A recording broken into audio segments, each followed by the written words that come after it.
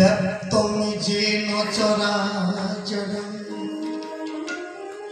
তৎপদং দর্শিতং যেন তস্मै শ্রী গুরবে নমঃ।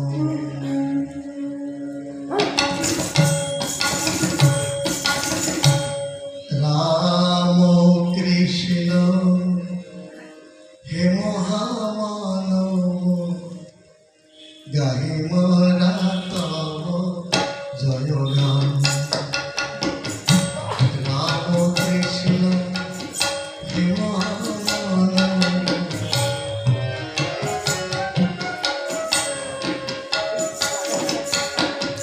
তুমি রাম তুমি কৃষ্ণ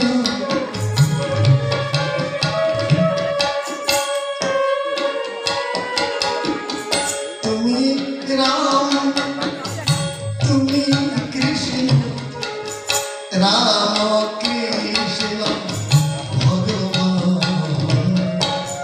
রাম কৃষ্ণ হে মহামানব গাহি মোরা তব জয় গান।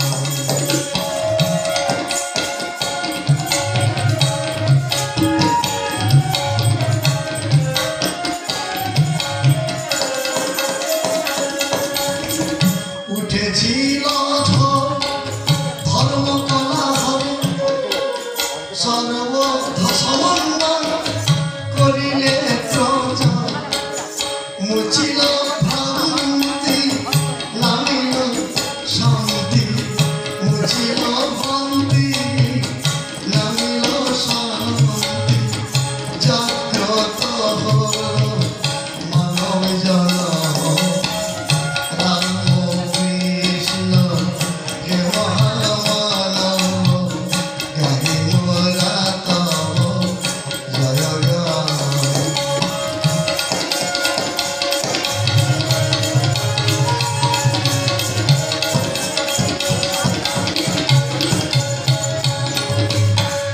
রামং লক্ষ্মণং পূর্বজং রঘুবরং সীতাপতি সুন্দরম কাকুৎসংকর রামায় গুণনিধি বিপ্রপ্রিয়ম ধার্মিকম। রাজন্যং সত্যসন্ধং দশরথতনয়ং শ্যামং সত্যমূর্তি বন্দে প্রজাভিরামং রঘুকুলতিলকং রাঘবং রাবণাম। দক্ষিণে লক্ষণ ধ্বনি বামে তো জানকী শুভং পুরত মারুতির্যস্য তং নমামি রঘুত্তম। রামায় রামচন্দ্রায় রামভদ্রায় বিন্ধসে রঘুনাথায় নাথায় সীতায়া পতয়ে নমো নমঃ। আজি আমার হৃদয় মন্দির মাঝে এসো রামে ধনু ধারি তুমি এসো রামে ধনু ধারি।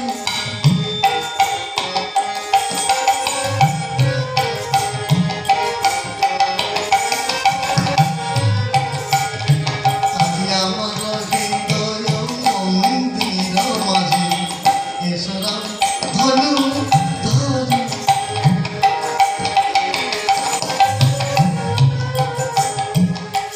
জানকী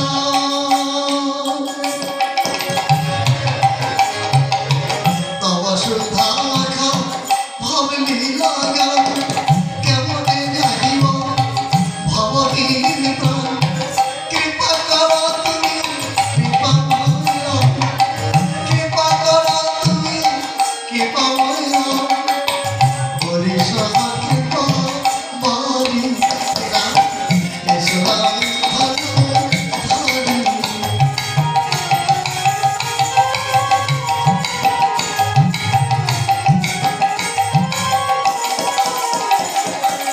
দেহরথ পরি তুমি হও রথী নিরাশা জীবনে তুমি মম গতি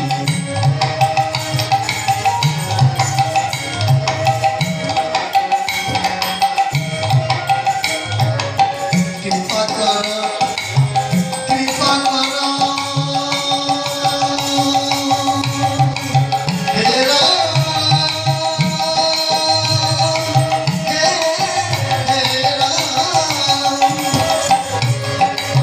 কৃপা কর রাম রঘুপতি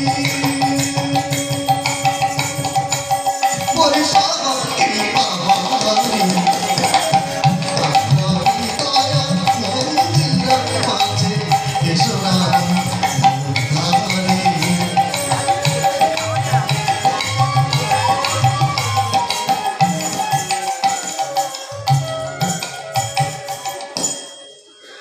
গোকটি দানে গ্রহণং চকাশি মাঘ প্রাগে যদি কল্পবাসে সুমেরি শিখর হিরণ্য দানে নহি তুল্য রাম নামে রাধা গোবিন্দ নামে গোদানে করলে যে ফল হয় কাশিতে যাবজ্জীবন বাস করলে তার যা ফল হয় রাম নামে হরি নামে কৃষ্ণ নামে সেই ফল হয়ে থাকে কিন্তু রাম নামে হরি নামে কৃষ্ণ নামে রাম ও কৃষ্ণ নামে ফল পাওয়া যায় একথা সত্য কিন্তু এই নাম যদি বলার মতো না বলা হয় এ নাম যদি ডাকের ঘর পর্যন্ত না পৌঁছায় এ নামের কোনো কার্যকারী হতে পারে না এ নাম হরি নাম কৃষ্ণ নাম রাম নাম রামকৃষ্ণ নাম স্বামীজির নাম মা শারদার নাম আপনি যারই নাম করুন না কেন নামটা যেন আন্তরিক অত্যন্ত ভক্তিপূর্ণ সহকারে ভেতর থেকে যেন তার টান হয় অগাধ জলে আছে শ্রুতি শ্রুতির ভিতর আছে মতি দিতে পারো যদি তোমাদের ভেতরের মতি একদিন তুমি পাবে শ্রুতির মতি আগে তোমার ভেতর থেকে তুমি দাও আমাদের নামিয়ায় আসিছে সাজে রাধা আমাদের ডুবে যায় আমাদের ডুবে যায় আয়ু বেলা আর কেন মিছে খেলা আর কেন মিছে খেলা আর কেন মিছে খেলা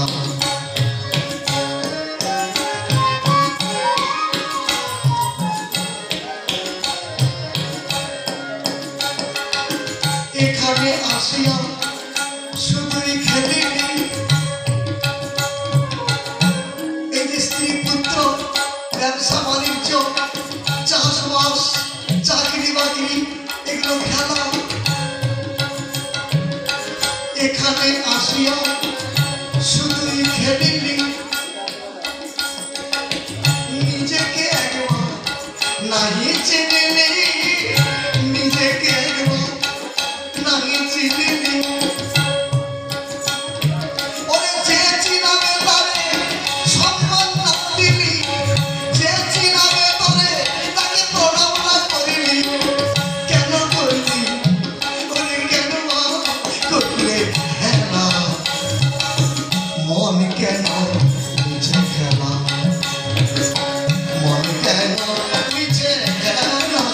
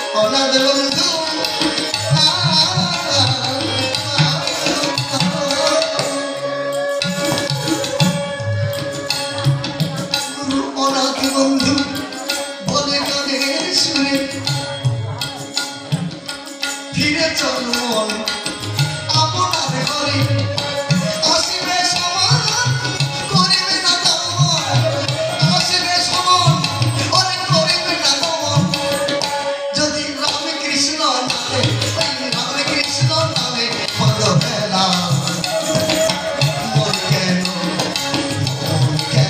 মিছে খান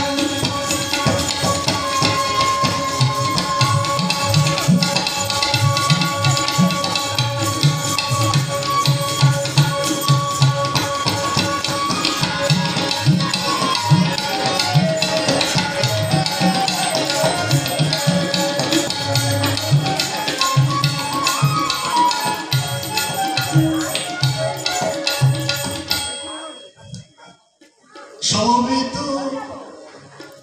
শুধু রামায়ণ ভক্তমণ্ডলী কৃষ্ণ রস আস্বাদনকারিণী মাতৃবৃন্দ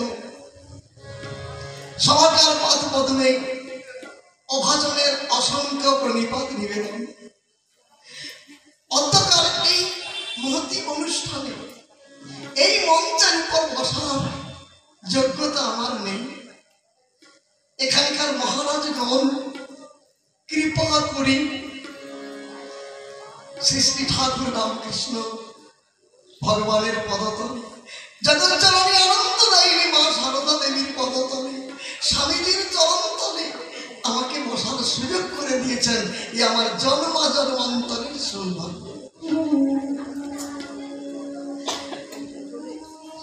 সকল মহারাজগণের চরণে প্রণাম নিবেদন করে আপনাদের শ্রীচরণ বন্দনা করে ভগবান শ্রীরামচন্দ্রের কিছু কথা আমি নিবেদনের বাসনা নিয়ে বসেছি আপনারা যেমন করে দিনহীনের প্রতি কৃপাবাড়ি বর্ষণ করবেন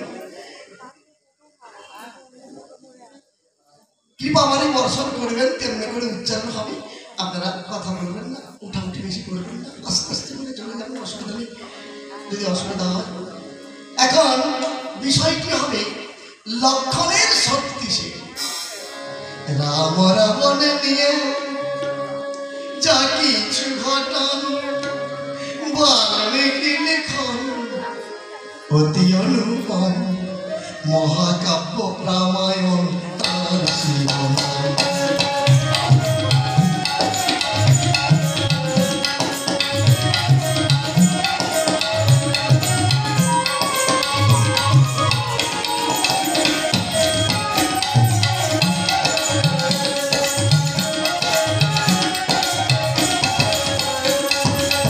শ্রীরামেরও বনবাস আদি সে কারণ পঞ্চবটী মনে জানকী হরণ বনন মিলন সাগর হয়ে বন্ধন লঙ্কার সাগর তীরে রাবণের নিধন বাল্মীকি লিখন বাল্মীকি লিখন অতি অনুপম মহাকাব্য রামায়ণ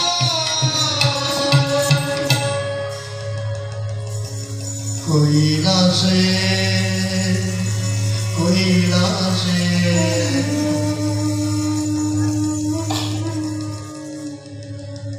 মেদিমলয় সমীরণ ভ্রমরের গুঞ্জন কৈলাস পর্বতে হর পার্বতী আকাশনে বসে আছে প্রভাতকালে কোকিল ডাকছে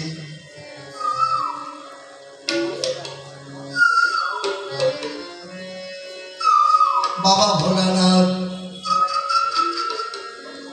জগজ্জননী মা পার্বতীকে বললেন দেবী এই কৈলাস পর্বতে একাশনে বসে আছি মোরা দুইজনে তোমার মনে প্রাণে কোনো আশা কোনো আকাঙ্ক্ষা জাগে না দেবী আমার বদলে কিছু শ্রবণ করে আনন্দ লাভ করা দেবী বললেন ভোলানাথ আমার মনে প্রাণে খুব ইচ্ছে করে আমি কিছু রামায়ণ শ্রবণ করি পরমানন্দ লাভ করি দেবী রামায়ণ তো শুনলে হবে না তার যে কতগুলি নিয়ম কানুন আছে কিন্তু ভোলানাথ নিয়ম কানুন না বললে আমি কেমন করে বুঝবো একবার বলারে বদনে সুনরি সামনে সুধামা খানা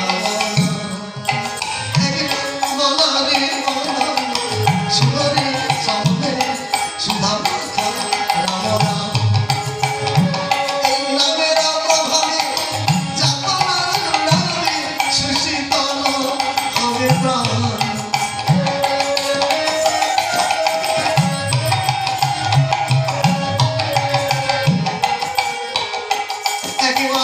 সুধামা খানা বল বদনে তোদের ত্রিদম জ্বালা তোদের ত্রিদম জ্বালা থাকিবে না রে সুধামা কালাম নাম বলো বাদে বা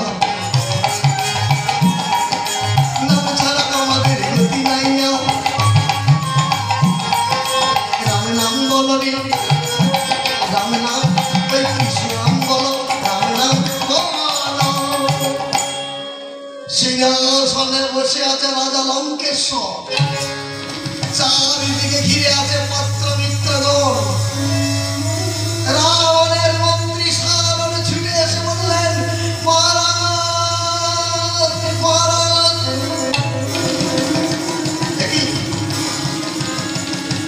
সারণ মন্ত্রী এমন করে ছুটে আসছে কেন কি হয়েছে সারণ মন্ত্রী মহারাজ লক্ষণ মানে আপনার পুত্র মেঘনাদ নিহত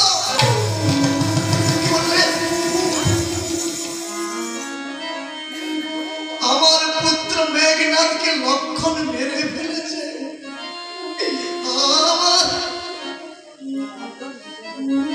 আমার পুত্র মেঘনাদ নেই আমার পুত্র সকলি আমার হয়ে গেল সে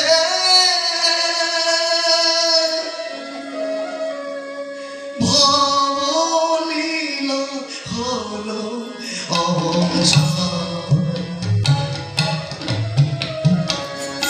আনন্দ সূর্য গেল অস্ত চলে আর নামিল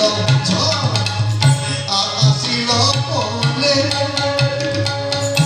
শক্তি বিদায় আসিল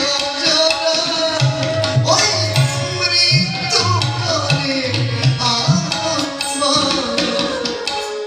সকালি হলো অবসান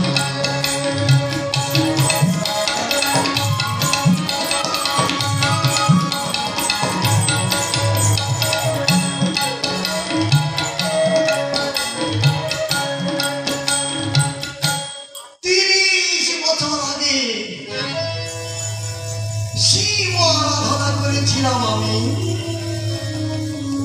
আমার তপস্যায় সন্তুষ্ট হয়ে বাবা ত্রিশূল পানি বাবা ভোলানাথ শঙ্কর আমাকে দিয়েছিলেন শিব দত্ত অক্ষয় কবচ যখন আমি বিবাহ করতে গিয়েছিলাম আমার শ্বশুর মশাই দিয়েছিল শক্তি সে সমনের ভগিনী শক্তি নাম ধরে যারে মারব শক্তিশালী সেই জন্ম একজনকে মারি যদি না মরবে অন্যজন যারে মারব শক্তিশাল তার অবশ্য মরণ সেই শিব দত্ত অক্ষয় কবচ রাবণ গলদেশে ঝুলিয়ে শক্তিশাল নিয়ে সংগ্রামে চললে একটাই মনের মধ্যে প্রতিজ্ঞা রাম লক্ষ্মণ চিরতরে জমের ঘরে যাও আর এখানে লঙ্কার সমুদ্রের তীরে পাতি মৃগ যাও অতি অনুপম মনহার সুধাম পাতি মৃগ যাও অতি অনুপম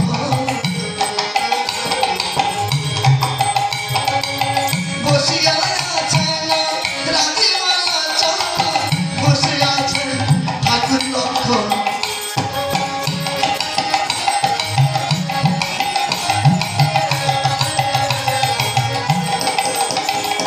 যেন চাঁদ বসেছে সাগরের তীরে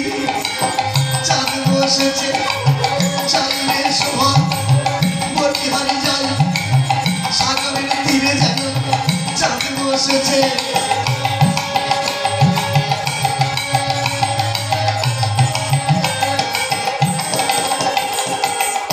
বসে আছে রামচন্দ্র সমুদ্রের তীরে, সকল বলর ভল্লুক আছে রামচন্দ্রকে ঘিরে।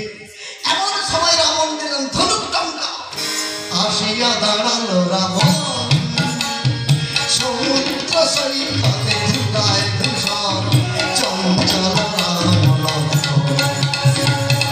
আসিয়া দাঁড়ালো রাবণ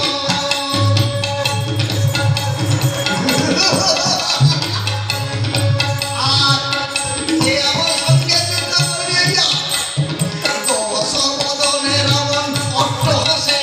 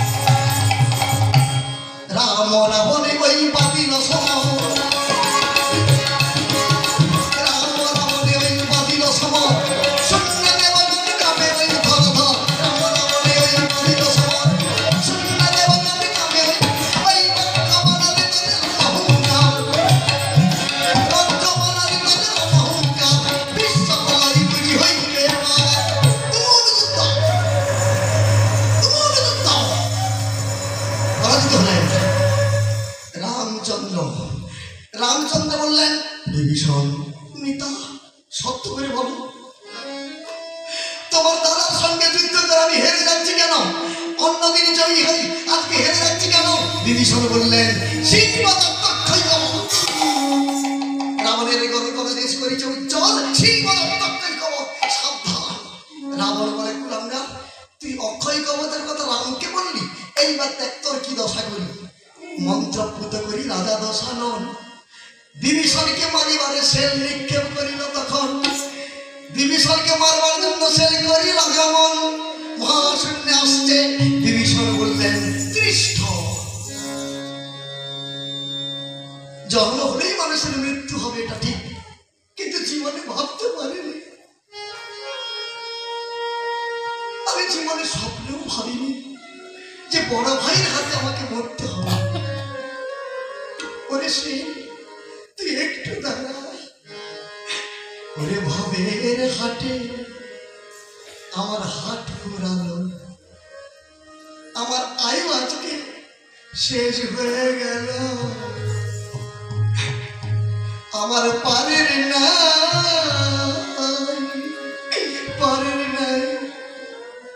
সম্বল রে। ওরে তোরে বলি, ওরে সমান তোরে বলি, যাদের ভরসা ছিল লঙ্কার মাঝে, রামের বনে গেল চলি, সমর দাঁড়ারে।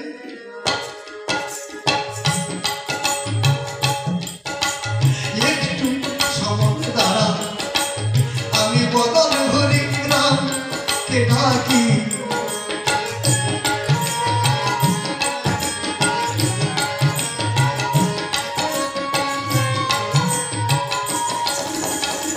বিভীষণের বাক্যে সে শুনে দাঁড়াইল, তাই দেখে বিভীষণ কাঁদিয়া উঠিল।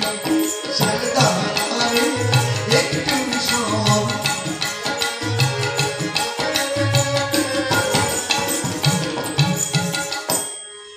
করা জুড়ে বলে তখন ধার্মিক বিভীষণ, ডেকে বলে প্রাণ রাখো ঠাকুর লক্ষণ।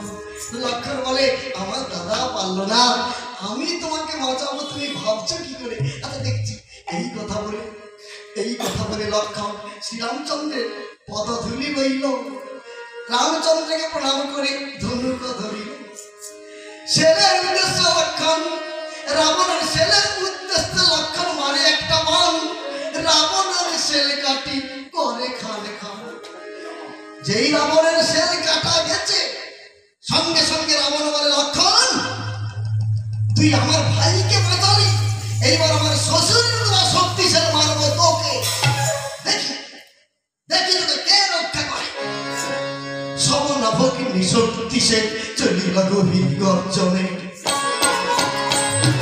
সমনা ভগিনী শক্তিশালী চলিল গভীর গর্জনে, কাঁপিছে শূন্য কাঁপে শরীর, কি পারে কাঁপে সগনে, চলিল গভীর গর্জনে। ওই সমনা ভগিনী শক্তিশালী চলিল গভীর গর্জনে, কাঁপিছে শূন্য কাঁপে শরীর, কি পারে কাঁপে সগনে।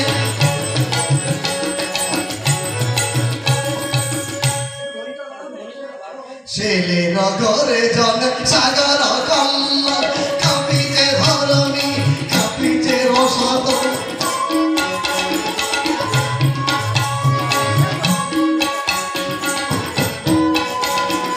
কাঁপিতে চন্দ্র কাঁপিতে ইন্দ্র, ব্রহ্ম কাঁপিতে সগনে, ব্রহ্ম কাঁপিতে সগনে। রামচন্দ্র বললেন, কৃষ্ণ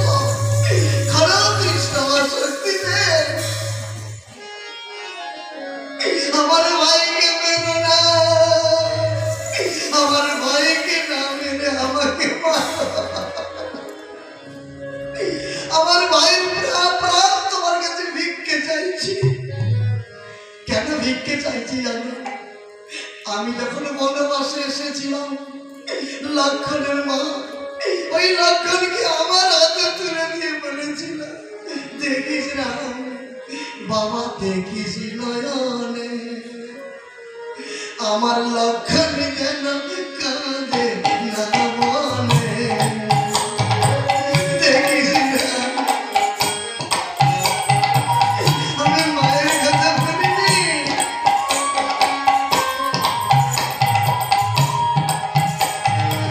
লক্ষণ আমার ছোট্ট ছেলে বলিনি বেদন জানে, লক্ষণ যেন মনে কাঁদে না।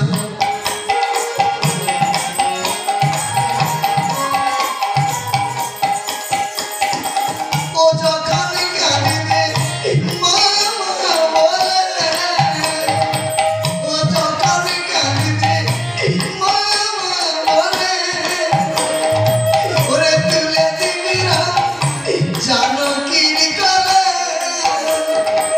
লক্ষণ আমার রাজার ছেলে মা যারা জানে না, লক্ষণ যেন মনে কাঁদে না।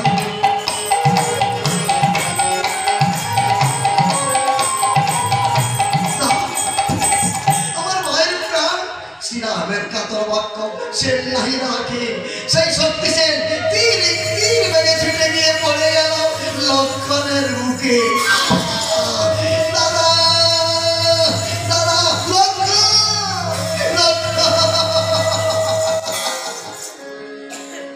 কোথায় গেলি ভাইরে লক্ষণ, ওরে কেন তুই মুদিলি নয়ন, আর কেন দিলি মরমের ব্যথা,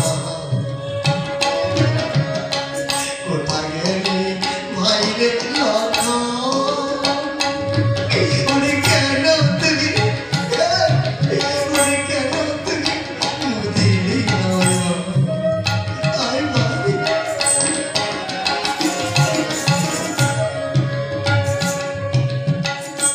কেন বলে এলি, ওরে কেন এলি, ওরে কেন এলি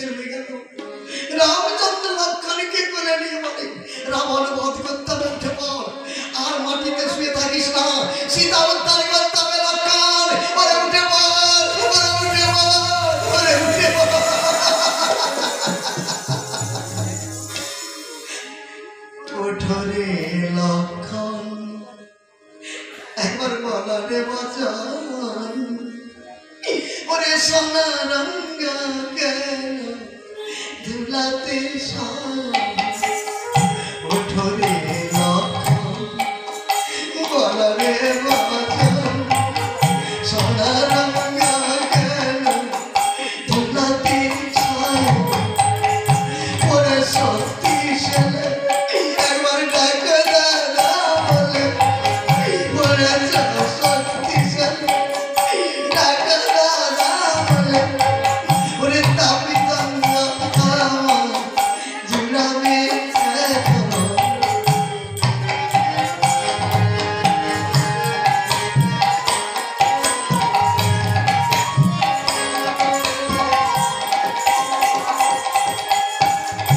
অযোধ্যাতে গেলে জিজ্ঞাসিবে তোর মাতা বলবে তুমি এলে আমার লক্ষ্য রইল কোথায় অযোধ্যাতে গেলে জিজ্ঞাসিবে তোর মাতা বলবে তুমি এলে আমার লক্ষ্য রইল কোথায় কি বলে বলি মা আমি কি বলে বলিব তোমাকে বুঝাইব কেমন রাখিবানি মায়ের জীবন ওঠরে লাখা গলারে বাজান সোনা রঙ্গা কেন দিলাতে ছায়া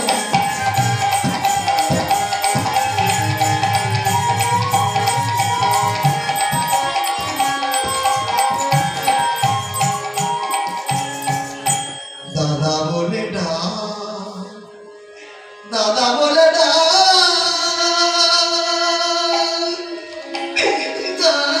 দাদা বলে ডাক নেই আমার ভাই আচ্ছা ভালো বন্ধু কর লক্ষ্যের বুকের ছেলেটাকে তোমরা টানছো না কেন বিশম্বর শক্তি ধরলাম ছেলে দিল টান লক্ষণ মুখ থেকে সেলটি উৎপাদন করলো আপনি শ্রীরাম রামচন্দ্র লক্ষণের বুকের সেলটাকে টেনে নিয়ে ক্রোধের বশবর্তী হয়ে ছুঁড়ে ফেলে দিল যে স্থানে ছুঁড়ে মেরেছিলেন সেইখানে একটি প্রস্তরের খণ্ড ছিল শক্তিশাল আঘাতে বিস্ফোরণ হয়ে শক্তিশাল হয়ে গেল 5 খণ্ড রামচন্দ্র চোখের সামনে দেখলেন 5 খণ্ড শক্তিশাল 5টি নারী মূর্তিতে পরিণত হলো সেই পঞ্চ নারী হাত জড়ি করে বললেন হে রাম লক্ষণের মুখে ছিলাম হয়ে একজন তুমি আঘাতপ্রাপ্ত করে আমাদের বানালে 5 জন আমরা 5 জন কোথায় যাবো আমরা 5 জন কোথায় থাকবো থাকার জায়গা যদি নির্বাচন না করে যাও এই বিশ্ব জগতের ক্ষতি হয়ে যাবে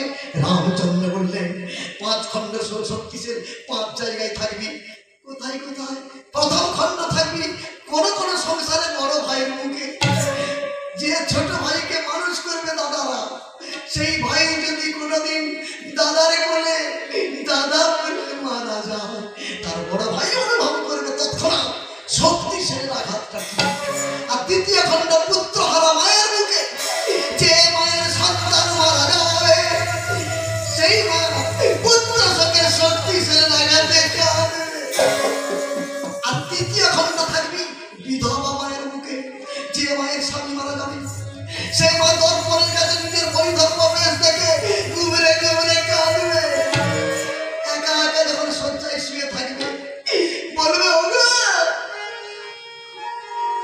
তুমি আমাকে কার কাছে রেখে গেলে ছেলে বউ আমাকে কিভাবে রেখেছে দেখো শক্তিশালী আঘাত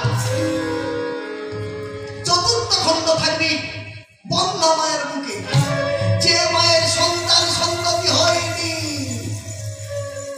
পাড়ার প্রতিবাসীরা যদি বলে 8 কুড়ির মুখ দেখলে মহাপাপ তার মুখে বাঁধবে শক্তিশালী আঘাত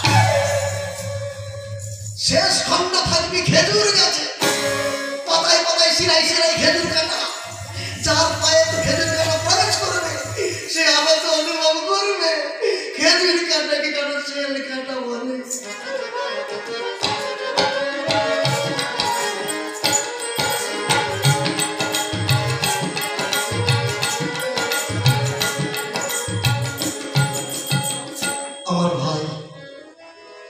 আমার লক্ষণ ভাই মারা গেছে, আমার লক্ষণ আমাকে জন্মের মতো ছেড়ে চলে গেছে।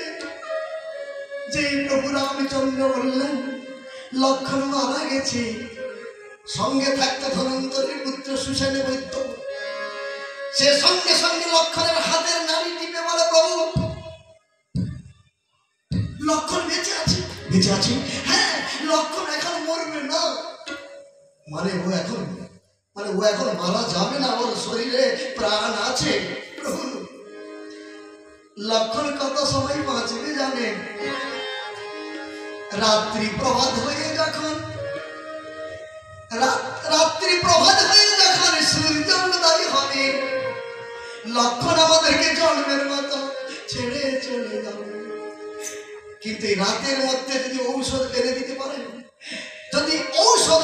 পারেন, আমি সবার সামনে কথা দিচ্ছি, লক্ষণকে বাঁচিয়ে দেবো। রামচন্দ্র বললেন ঔষধের নাম কি, কোথায় আছে সুসেন? সুসেন বলে, গিরিগন্ধ মাদন পর্বত সর্বলোকে জানি, সেই দেশে পাওয়া যায় বিষল্যকরণ।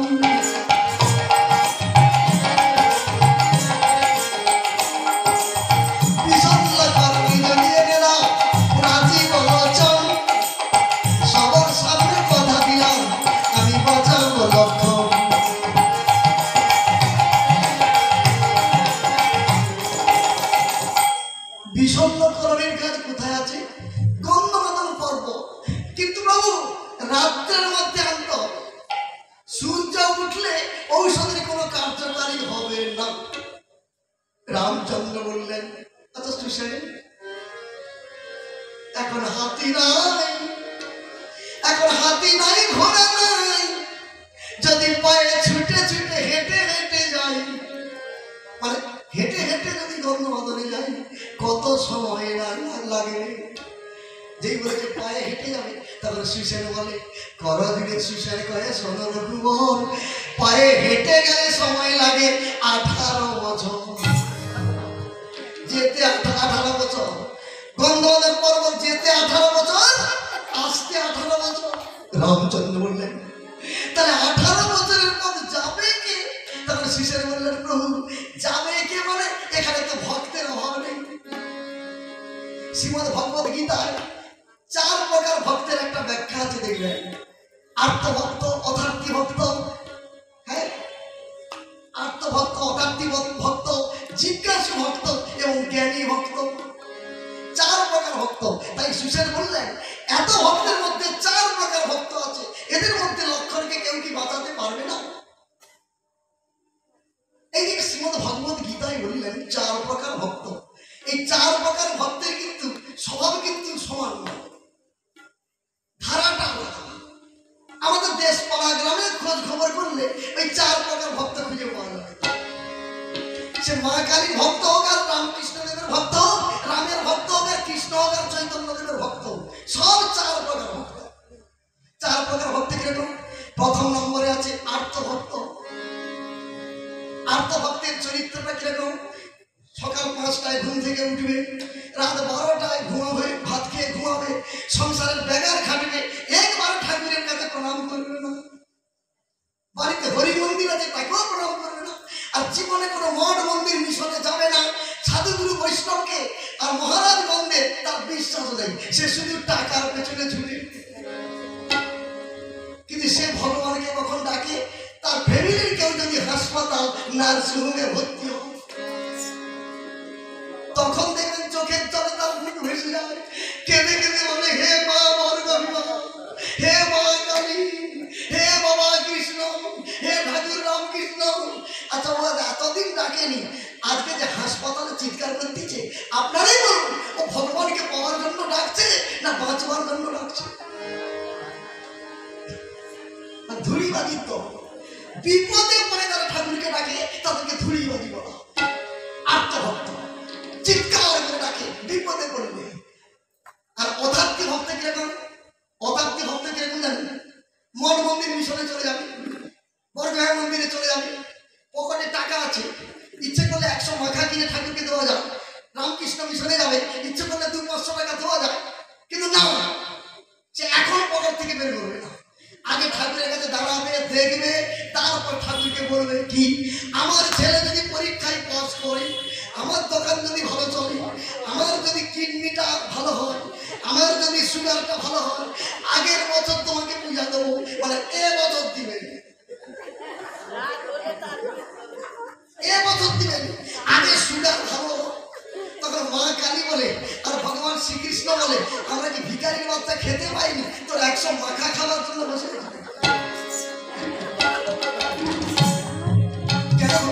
এইসব চরিত্র কেন? আগে তো ঠাকুরকে সেবা দিবে, ভোগ দেবে, ডাকবে, নাম কীর্তন করবে, ধ্যান করবে, তারপর ঠাকুর বিবেচনা করে তোমাকে হাত ভরিয়ে দেবে। তোমাকে আগে দেবে কেন?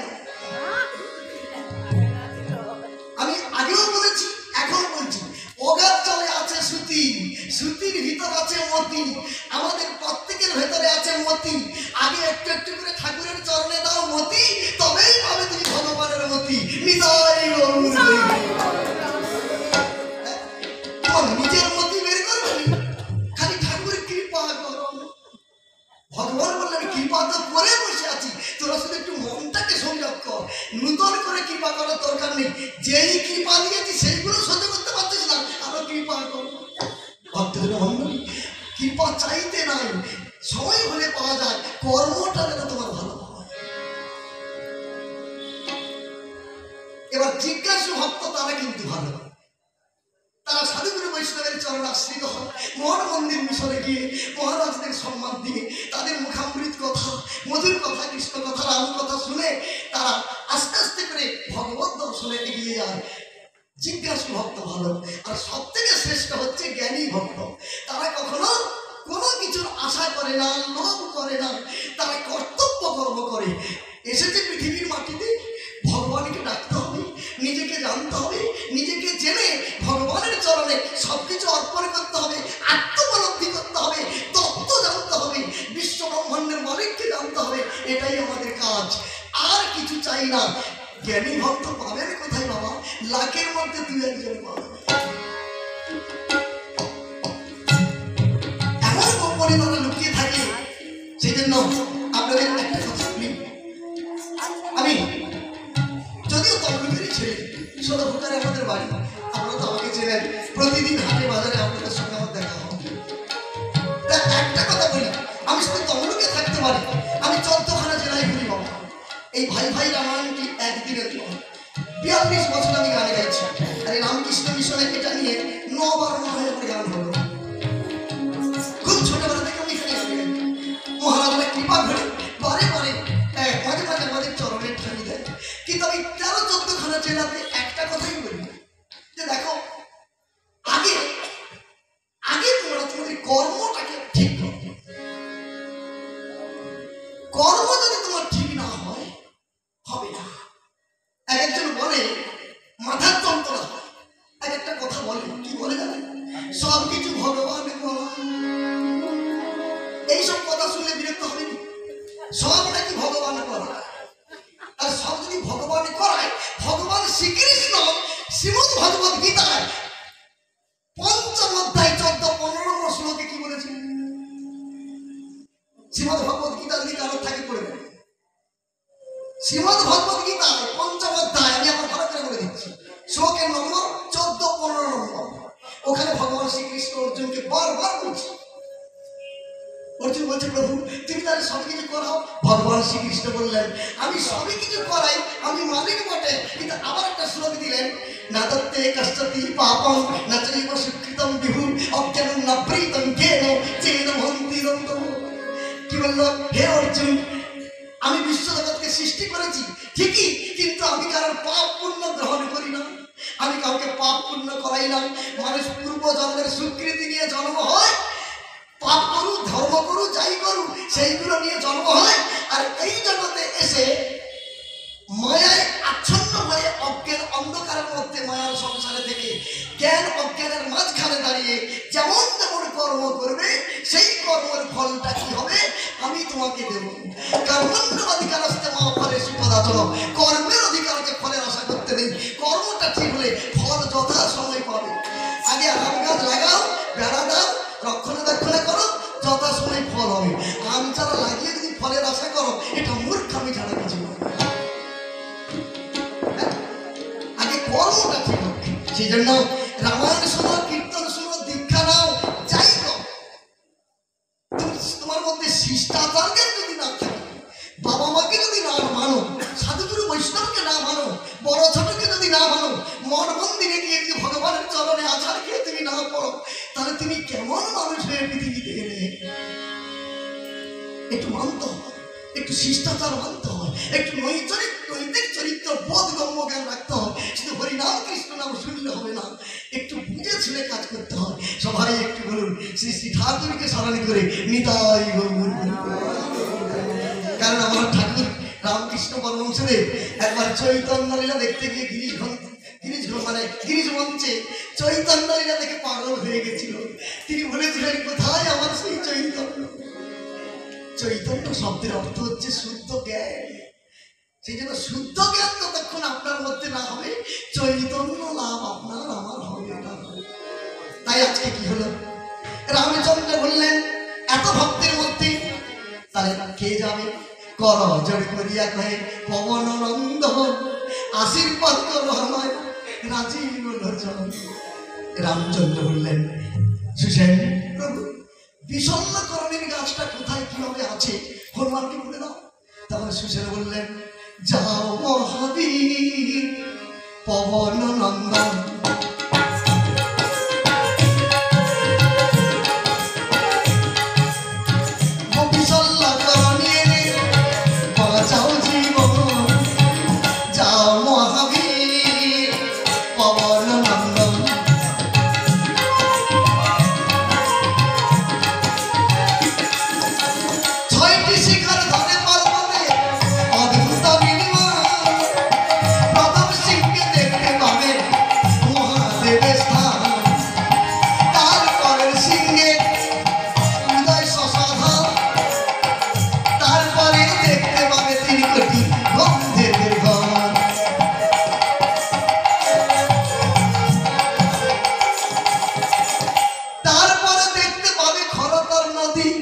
নদীর দেখবে উত্তর দিকে বিস্তর ঔষধি।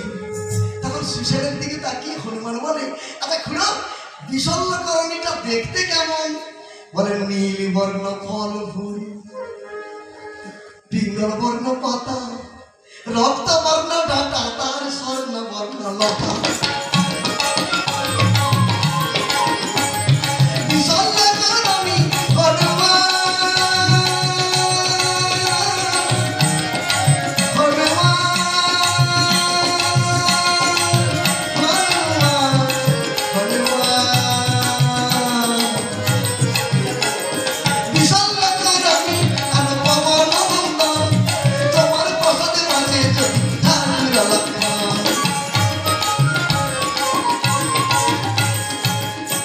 জয়রাম বলে হনু এক লাভ দিল, আর এক লম্পে হনুমান শূন্যতে উঠিল।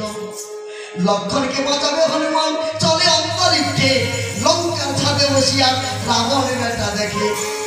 রাবণ উপর থেকে বলল, কে? চচা মেরে কে উঠলো? দেখলো হনুমান।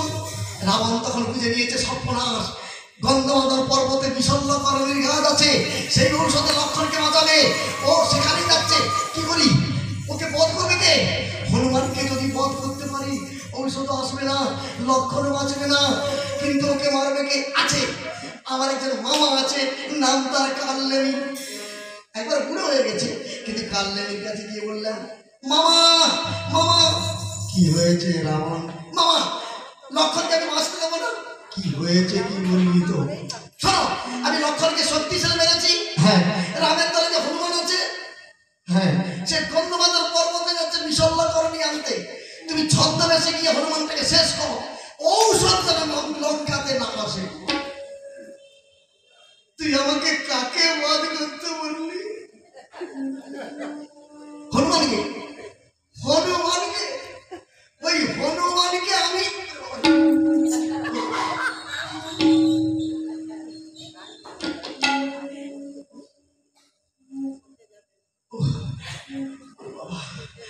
মামা, তোমার পেটে কি হলো?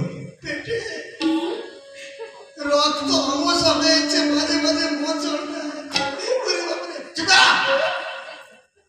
হনুমানের কাছে যাবেনি বলে মোচড় আরম্ভ হয়ে গেছে। রাবণ বলে এত ভয় কেন তারে? তোমাকে এমন একটা যুক্তি বলবো তুমি যে আমার মামা, তোমাকে চিনিতে না পারো, চিনিতে না পারো। তখন কাল্লেনি বলে ওরে যত যুক্তি কর বাবু, যুক্তি তোর মিছে, তোর কোন যুক্তি খাটবে না ওই ঘর পোড়ার কাছে। রাবণ তুই যে যুক্তি কর, ও লেজে বেঁধে আছড়ে দেবে, আমি যাবো না। মামা হনুমানকে বধ করার একটা কৌশল শিখাচ্ছি শোনো। হনু গেছে গন্ধমাদন ঔষধ আনিতে, তার আগে তুমি যাও গে মামা সন্ন্যাসীর বেশে। গন্ধমাদন পর্বতের মামা সন্ধি আমি জানি, গন্ধকালী নামে একটি আছে কুম্ভীরিণী।